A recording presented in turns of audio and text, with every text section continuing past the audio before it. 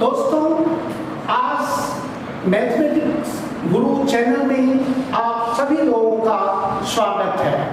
आज हमारा सब्जेक्ट है सेट्स। सेट्स क्या होता है? सेट्स का हिंदी मीनिंग है समूह, ग्रुप। आप लोगों ने नाम सुना होगा sofa set, lemon set, T set. आप लोगों ने इसमें देखा होगा कि लेमन सेट में और टी सेट में डिस्टिंक्ट ऑब्जेक्ट होता है और सोफा सेट भी अलग होता है। सभी में बियॉन्ड एनी डाउट एलिमेंट और ऑब्जेक्ट होते हैं। तो क्वेश्चन ये उठता है कि सेट क्या है? हम लोगों ने सीखा है a collection of distinct and well-defined object is known as set। जैसा कि आप लोग जानते हैं कि distinct का मतलब होता है different, भिन्न भिन्न, और well-defined का मतलब होता है कि अगर हम किसी भी ऑब्जेक्ट को किसी सेट के लिए सेलेक्ट करते हैं तो यह सिलेक्शन विदाउट एनी डाउट होना चाहिए, बियॉन्ड डाउट होना चाहिए कि हम लोग यह फैसला कर सके, बिना संदेह हम लोग यह फैसला कर सके कि वह ऑब्जेक्ट उस सेट का एलिमेंट होगा या नहीं होगा। जैसे हम लोग ये सपोज करें कि हम लोग एक बॉयज का सेट बना रहे हैं, सेट ऑफ बॉयज, तो उसमें एवरी एलिमेंट बॉयज ही होना चाहिए, गर्ल्स नहीं होना चाहिए। और यदि हम गर्ल्स का सेट बना रहे हैं तो उसमें सभी ऑब्जेक्ट, सभी मेंबर गर्ल्स होना चाहिए, उसमें बॉयज नहीं होना चाहिए। यही मतलब है collection of distinct and well defined का। सेट को आप जानते हैं कि सेट को इंग्लिश के capital letters, capital ABCD, just like this, A, B, C, dot dot, and उस सेट के एलिमेंट को small letter ABC, such as small a, small b, small c से डिनोट करते हैं, रिप्रेजेंट करते हैं। जब किसी सेट को रिप्रेजेंट किया जाता है तो उसके सभी एलिमेंट को कर्ली ब्रैकेट के अंदर लिखा जाता है और ये एलिमेंट स्मॉल लेटर में कॉमा लगाकर लिखते हैं। अब हम ये कहेंगे कि यह सेट स्मॉल ए सेट ए का ऑब्जेक्ट है या मेंबर है, तो इसको हम इस प्रकार से रिप्रेजेंट करते हैं, A belong to set A. It is read as A is the member of set A और A is the element of set ए।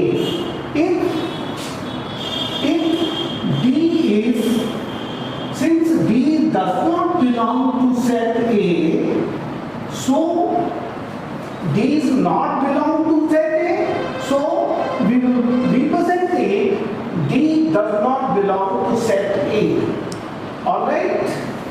कोई भी सेट वेल डिफाइंड होता है अगर उस ऑब्जेक्ट के नेम के पहले किसी एडजेक्टिव का प्रयोग न किया जाए। जैसे अगर हम ये कहते हैं कि a set of rich person,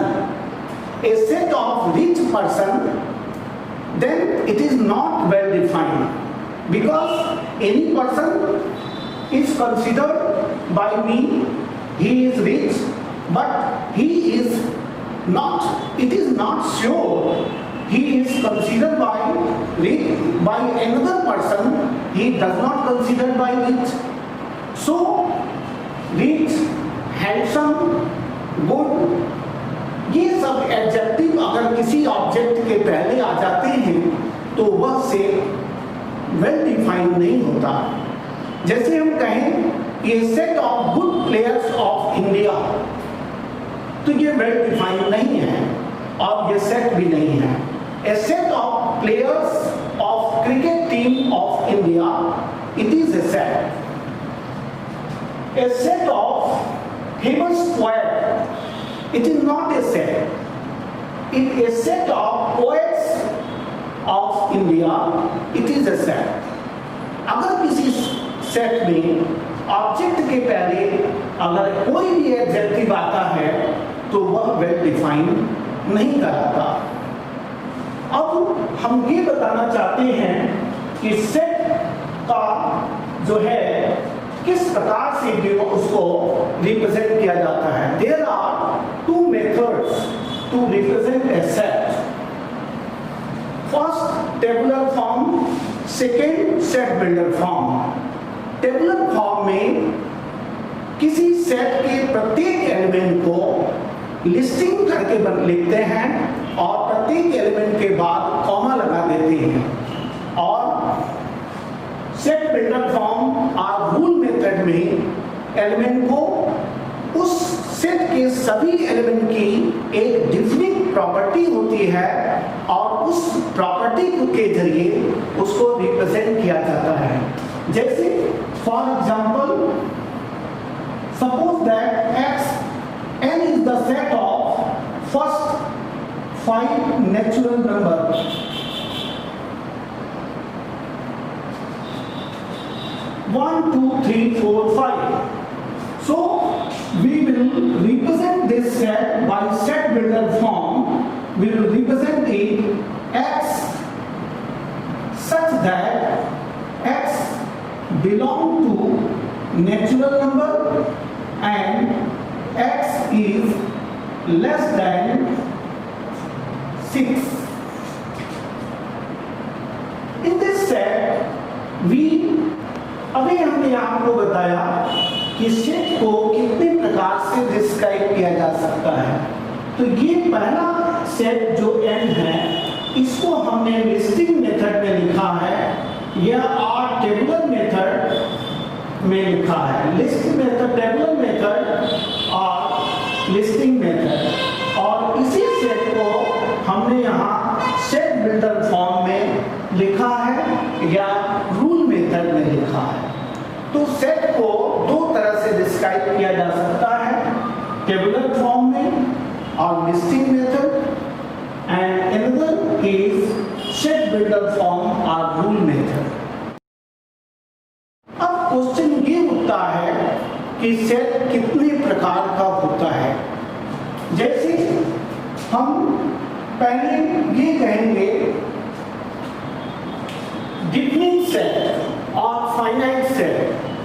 definite और फाइनाइट सेट वो सेट होता है जिसके एलिमेंट को काउंट किया जा सकता है। जिसके एलिमेंट, जिस सेट के एलिमेंट को हम काउंट कर सकते हैं वह डिफिनिट सेट और फाइनाइट सेट कहलाता है। जैसे set of students of class 10 in your school. Number of students in 10th class, it is definite. Set of members of the Parliament of India, it is definite. And infinite set वो set होता है जिसके element को, जिसके object को, member को गिना नहीं जा सकता। An infinite set is a set whose element is not countable.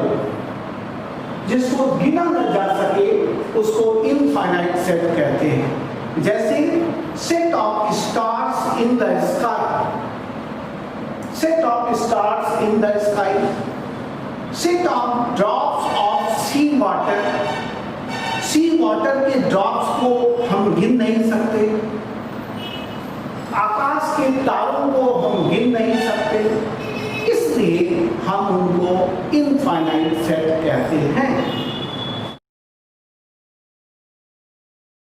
अब हम आपको बताएंगे कि किसी फाइनाइट सेट का कार्डिनल नंबर क्या होता है। सपोज कीजिए कि A एक सेट है, तो उसका कार्डिनल नंबर क्या होगा? The cardinal number of A set, what is the cardinal number of A set?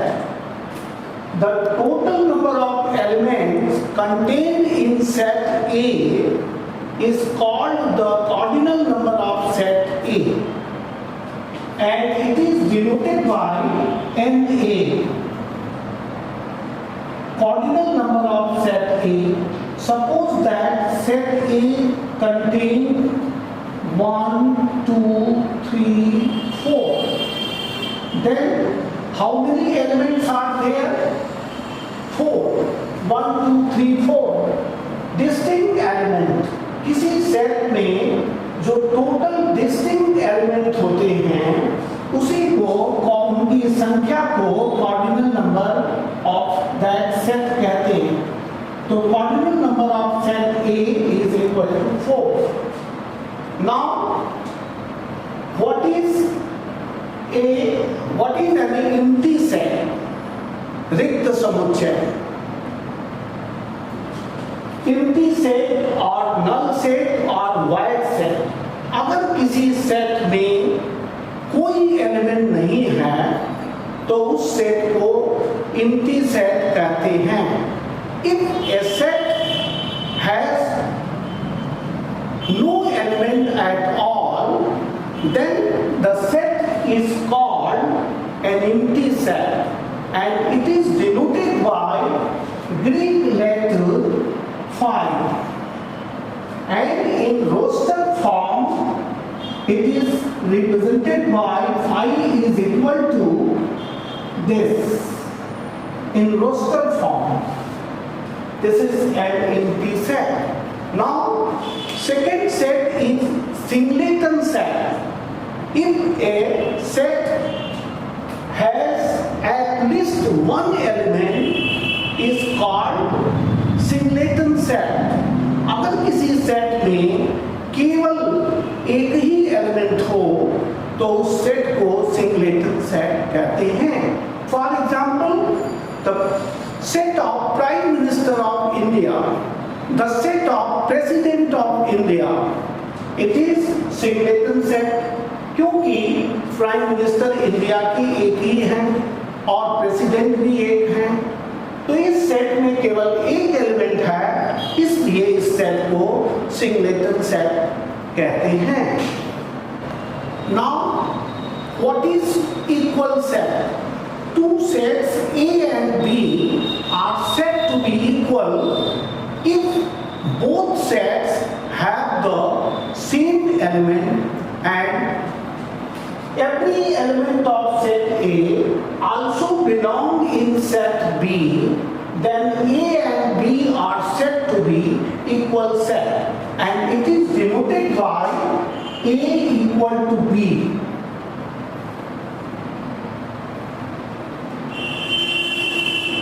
Here A is equal to B because every element of set A also belong in set B.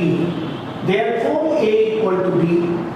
If two sets are not equal, then they are called not equal set, and it is denoted by A not equal to B. A not equal to B. Suppose that A is equal to 1, 2, 3, 4 and B is equal to A, E, I, O. Here set A is equal to this and set B is equal to this. A has 4 elements, set B has 4 elements. Number of A is equal to number of B. Cardinal number of A is equal to cardinal number of B. But these two sets are not equal sets because element of A does not belong in B. But here cardinal number of A is equal to cardinal number of B. Then A and B are equivalent sets.